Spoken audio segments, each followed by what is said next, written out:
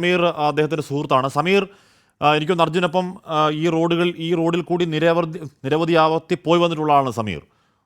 ഇന്നലെ ഉച്ച മുതലെങ്കിലും തുടങ്ങിയിരുന്നുവെങ്കിൽ അർജുൻ ഇതിനോടകം വീട്ടിൽ വന്നേനെ. അതെ അതെ സമീർ, അതെ ഇന്നലെ ഉച്ച മുതലെങ്കിലും ഇതേ രീതിയിലുള്ള രക്ഷാപ്രവർത്തനം നടത്തുകയാണെങ്കിൽ ഇന്ന് അവനെ ഈ സമയമാകുമ്പോൾ അവൻ വീട്ടിലെത്താനുള്ള സാഹചര്യം ഉണ്ടായിരുന്നു.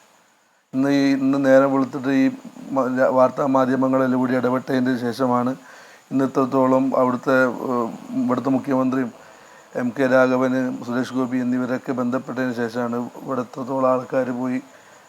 ഇപ്പം മനാഫിൻ്റെ വർത്തമാനത്തിൽ തന്നെ കേട്ടില്ലേ, അവിടെ ഇന്ന് ഉച്ചയ്ക്ക് ശേഷമാണ് ഇതിൻ്റെ ഒരു കാര്യഗൗരവം മനസ്സിലാക്കിയിട്ട് അവിടെ രക്ഷാപ്രവർത്തനത്തിന് വേണ്ടിയിട്ട് നേതൃത്വം കൊടുത്തത്. ഇതുവരെ അവിടെ മണ്ണ് മാറ്റി ഈ ഗണേഷ് സാറ് പറഞ്ഞ പോലെ ഇതിന് 16-ാം തീയതി സംഭവിച്ച അന്ന് തന്നെ എൻ്റെ മുതലാളി മുബീന് അവിടെ ലൊക്കേഷനിൽ കാണിച്ചു കൊടുത്തത്, ഇന്ന സ്ഥലത്ത് വണ്ടി ഉണ്ട് എന്നൊക്കെ അവരോട് പറഞ്ഞതാണ്. അതൊന്നും അവർക്ക് മുഖവിലൊക്കെ എടുത്തില്ല. ഇപ്പം ഇന്ന് ഗണേഷ് സാറ് പറഞ്ഞതിന് ശേഷമാണ് അവിടെ IG-യും എല്ലാവരും വന്നിട്ട് ഇപ്പോൾ അവിടെ ഉണ്ട് എന്ന് പറഞ്ഞിട്ടും രക്ഷാപ്രവർത്തനം നടത്തുന്നത്. അത് മെറ്റൽ ഡിറ്റക്ടർ വെച്ചിട്ടൊക്കെ ഇന്നാണ് അവർ നോക്കുന്നത്. ഈ നോട്ടം ഒരു 2 ദിവസം മുന്നേ നോക്കുകയാണെങ്കിൽ 4 ദിവസം പറയുന്നുണ്ടല്ലോ എന്ന് പറഞ്ഞാൽ ഇപ്പോഴാണ് അതിൻ്റെ കുറച്ചുകൂടി ദൃശ്യങ്ങൾ അവിടെ നിന്ന് വരുന്നത്. കളക്ടർ നമുക്ക് അയച്ചു തരുന്നതുമാണത്. എന്ന് പറഞ്ഞാൽ ഒരുപാട് ഭീകരമാവണ്ണം എന്ന് പറഞ്ഞാൽ ഒരു 100 കണക്കിന് ലോഡ് ടിപ്പർ പോയാലും മാറാത്ത വണ്ണം മണ്ണ് റോഡിൽ കിടക്കുകയാണ്. മാത്രമല്ല രണ്ട് ലാൻഡ് സ്ലൈഡ് ഉണ്ടായിട്ടുണ്ട്. ഒരു മണ്ണിടിച്ചിൽ കടന്നു വേണം നമ്മുടെ അർജുനുള്ള ഭാഗത്തേക്ക് പോകാൻ. കുറച്ച് പരിമിതി ഉണ്ടെന്ന് തോന്നുന്നു അല്ലേ സമീർ?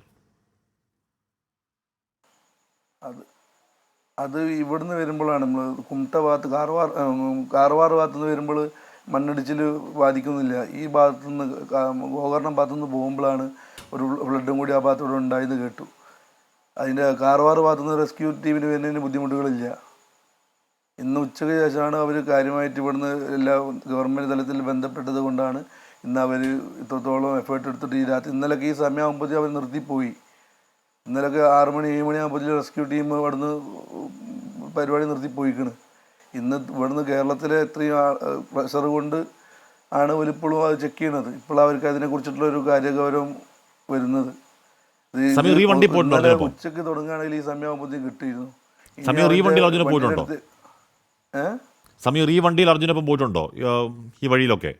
ഞാൻ ഈ വണ്ടി ഒപ്പം പോയിട്ടില്ല. ഞങ്ങളൊക്കെ സിംഗിളാണ് പോവാറ്. ഞാൻ ഈ വണ്ടി എടുത്ത സമയത്ത് ഞാനായിരുന്നു ഇതിൽ 8 മാസം പോലെ ഞാൻ പോയതിന് ശേഷം മുതലാളി വേറെ വണ്ടി എടുത്ത് 14 വീൽ എടുത്തതിന് ശേഷം ഞാൻ അതിലേക്ക് മാറിയതാണ്. അതുവരെ ഞാനായിരുന്നു അതിൽ. ശേഷം അർജുൻ ഇതിലേക്ക് കൊണ്ടുവന്നതാണ്. ഇത് 16 വീലാണ്. വണ്ടിയൊക്കെ സ്ട്രോങ് ആണ്. വണ്ടി എല്ലാവിധ ഫെസിലിറ്റീസും ഉള്ള വണ്ടിയാണ്. യാത്ര ചെയ്യാൻ സൗകര്യം. അല്ല, ഇത് 12 വീൽ. അവിടെ സംഭവിച്ച വണ്ടി 12 വീലാണ്, 12 വീല്. എന്ന് പറഞ്ഞാൽ വലിയ പാറയും കല്ലും ഒന്നും ഇല്ലെങ്കിൽ അധികം കേടുപാട് പറ്റാത്ത രീതിയിൽ ശക്തമായ വണ്ടിയാണ്. ഇല്ലെങ്കിൽ സുഖമായി മണ്ണ് മാത്രമാണെങ്കിൽ സുഖമായി കഴിച്ചിലായി പോരേണ്ട സാഹചര്യം ഉണ്ട്. ഇന്നലെ രാത്രിയും വണ്ടി സ്റ്റാർട്ടാക്കി എന്നൊക്കെ പറഞ്ഞ് കേൾക്കുന്നു വാർത്തക്കാർ. കമ്പനിയിൽ നിന്ന് ഭാരത് ബെൻസിൻ്റെ കമ്പനിയിൽ നിന്ന് വിളിച്ച് ഇന്നലെ രാത്രിയും വണ്ടി എൻജിൻ സ്റ്റാർട്ട് ചെയ്തു എന്ന് പറയുന്നു. അതേപോലെ ഇന്ന് രാവിലെ പോലും അവൻ്റെ ഫോണിലേക്ക് റിങ് ചെയ്തു എന്ന് പറയുന്നുണ്ട്. അപ്പോൾ എന്തെങ്കിലും ഒരു പ്രതീക്ഷയ്ക്ക് അവനെ കണ്ടുപിടിച്ചാലേ നമുക്ക്. ഇനിയും ദിവസമില്ല, ഇന്ന് 4ാമത്തെ ദിവസമായി.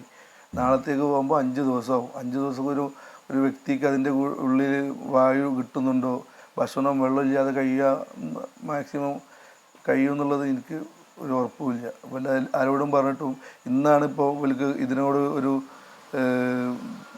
ഒരു അധികാരികൾ ബന്ധപ്പെട്ടത് കൊണ്ടാണ് അവിടെ ഒരു മനുഷ്യജീവൻ കിടക്കുന്നുണ്ടെന്ന് പറഞ്ഞിട്ട് ഇപ്പോഴാണ് അവർ അതിന് റെസ്ക്യൂ ആയിട്ട് നീങ്ങുന്നത്. ഇതുവരെ റോഡ് ഗണേഷ് സാറ് പറഞ്ഞ പോലെ ഒന്നുമല്ല. അവിടെ റോഡ് മാർഗം അവിടെ എൻ്റെ സുഹൃത്തുക്കളുണ്ട്, എൻ്റെ മുതലാളി ഉണ്ട്, എല്ലാവരും ഉണ്ട്. ദിവസം ഞാൻ ഒരുപാട് നേരം അവരോട് സംസാരിക്കുന്നതുമാണ്. അപ്പോൾ അവിടെ നമ്മൾ ഇത് പറയുന്നൊന്നും അവർ ചെവിക്കൊള്ളുന്നില്ലായിരുന്നു. ഇന്ന് കേരളത്തിൽ നിന്ന് ഇത്രയും ഗവൺമെൻറ്റിൻ്റെ ഭാഗത്തു നിന്നുള്ള പ്രഷർ ഉള്ളത് കൊണ്ടാണ് എല്ലാവരും ആത്മാർത്ഥമായി ശ്രമിക്കുന്നുണ്ട് പറഞ്ഞ്. അപ്പോൾ എനിക്കിന്ന് പറയാനുള്ളത്, ഇന്ന് അവൻ്റെ വണ്ടി കിട്ടുന്നവരെ റെസ്ക്യൂ അവിടെ ഉണ്ടാവണം എന്നാണ്. എത്ര പ്രതികൂല സാഹചര്യമായാലും നമ്മൾ ജീവിക്കുന്നത് 2024-ലാണ്. ഈ കാലഘട്ടത്തിലും അതിൻ്റെ അടുത്ത് തന്നെയാണ് കാർവാർ. അവിടെ വ്യോമസേനൻ്റെയും കരസേനൻ്റെയൊക്കെ ക്യാമ്പും കാര്യങ്ങളൊക്കെ ഉള്ള സ്ഥലമാണ്. അവിടുന്ന് എല്ലാവിധ എക്യുപ്മെൻറ്റ്സും കൊണ്ടുവരാനുള്ള സൗകര്യമുണ്ട്. അപ്പോൾ ഇനിയുള്ള സമയങ്ങൾ വളരെ നിർണായകം നമുക്ക്. അപ്പോൾ ഇന്ന് അവനെ കിട്ടണ വരെ മഴ ആയാലും എന്തായാലും അവനെ കിട്ടുന്ന വരെ റെസ്ക്യൂ അവിടെ ഉണ്ടാവണം എന്നാണ് എൻ്റെ അഭ്യർത്ഥന. ഓക്കെ, സമീർ അർജുൻ്റെ ദീർഘകാല സുഹൃത്താണ്, കുടുംബ സുഹൃത്താണ്, സഹോദര തുല്യനാണ് അർജുൻ. അതിൻ്റെ ഒരു വൈകാരികത ഉറപ്പായും ഉണ്ട്.